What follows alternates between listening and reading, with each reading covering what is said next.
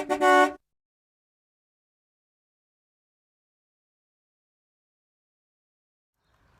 campers and RVers. Today I went to do my monthly maintenance on the batteries and found that the battery terminals are rusted. So the batteries are approximately 3.5 years old. They're wet batteries, interstate wet batteries, deep cycle, and I'm going to go ahead and pull these out and put in some new wet batteries. The way I'm going to do it is probably different than most. Is I'm going to do one at a time, and I'm going to put these little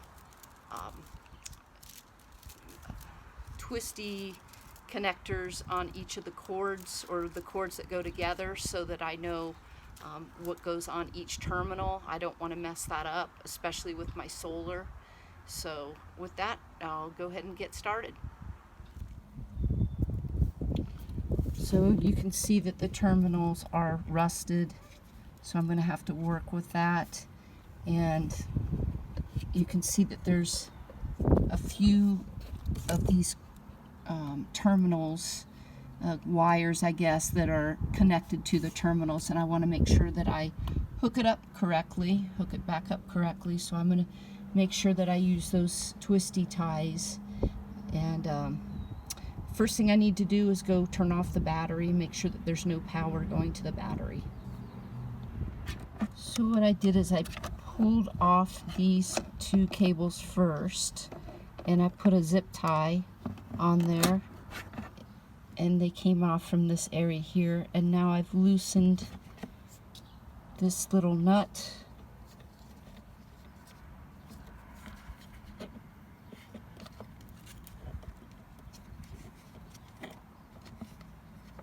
I'll take that off.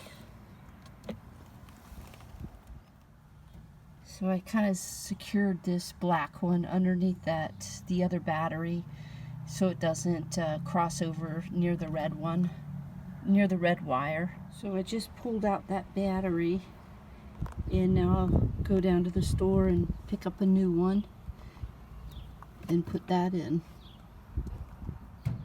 So I just lifted in the new battery, and they're very heavy actually, but you can get them in there. So I'll just start hooking up the terminals. Now it's the opposite, so I'll hook up the red, then the black. So I have a wire brush that I'm using to clean these terminals off with the best I can. They're really rusty, but I'm just gonna keep trying to clean them up a little bit. So now I'm doing the other side, and it's corroded as well. So we'll go ahead and take that apart and take it down to the auto place and switch that out.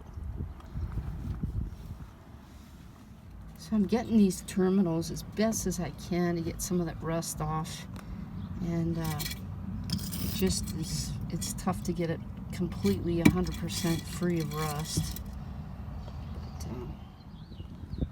So there's apparently some kind of spray that you can get to put on these terminals, and so that they don't get corroded.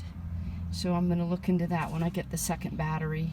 And I'm making 2 trips down to the place to get the batteries, because I want to make sure I hook it up properly and don't want a bunch of cords and wires all over the place. So I just hooked up the first battery, and now I'm going to do the second one.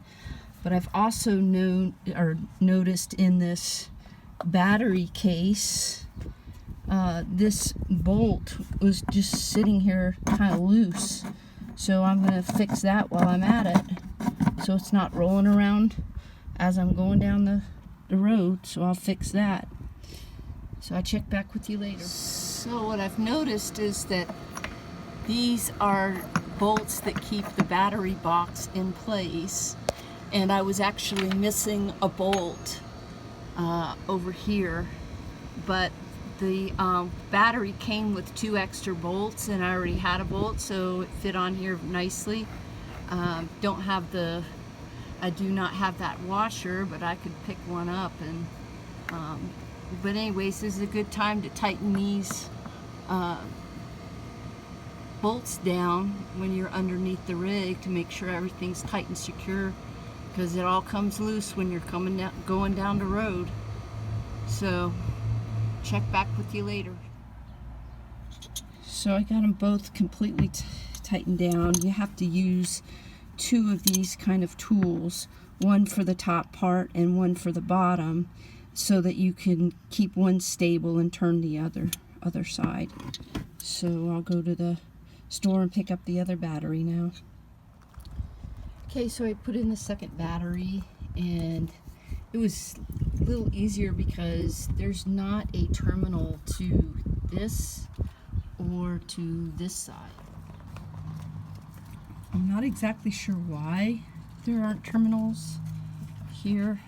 Maybe because it's on the other battery, but it was very easy to hook this up. I just did the two reds on this side and then the black, and then tightened it down with a crescent wrench. So with that, I'm going to go ahead and cover the terminals with some spray that I picked up from the auto place.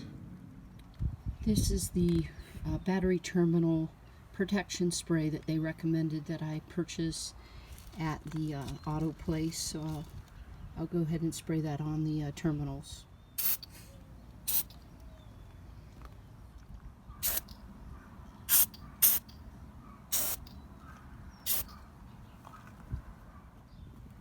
Now I just need to put the covers on. So I just completed that project, and I was definitely a little bit leery about doing it. It really wasn't as big of a deal as what I thought it was going to be. It was fairly easy. I just took my time. I took snapshots of what the batteries look like and kept track of where the cords went into the various terminals in the battery. I took one battery out, ran it down to the auto place, and came back and made sure I installed that, and then went and did the second battery. Might have been a little bit overkill to do one at a time, but I just wanted to make sure that I took my time and did it correctly. I spent $98.99 for each battery, and then the protectant spray was about $4.50.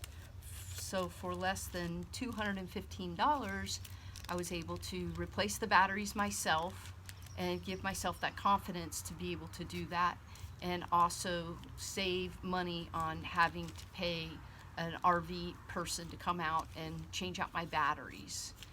Those batteries lasted me 3.5 years, and they were still working fine. I just wanted to make sure that I didn't get stuck somewhere. I did replace them with wet batteries, which I'm an incredibly huge fan of the wet batteries. They're easy to install, just like I showed you, and you can get them anywhere. You don't have to special order them. You can get them at your local Kmart, Walmart, Target, Home Depot, any of those types of places, or any of your auto places. They usually have them always in stock.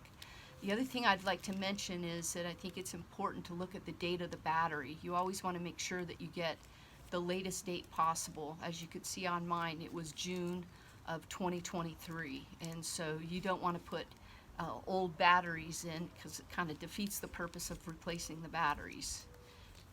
But that's all I have for now. I hope this was helpful, and thanks so much for watching.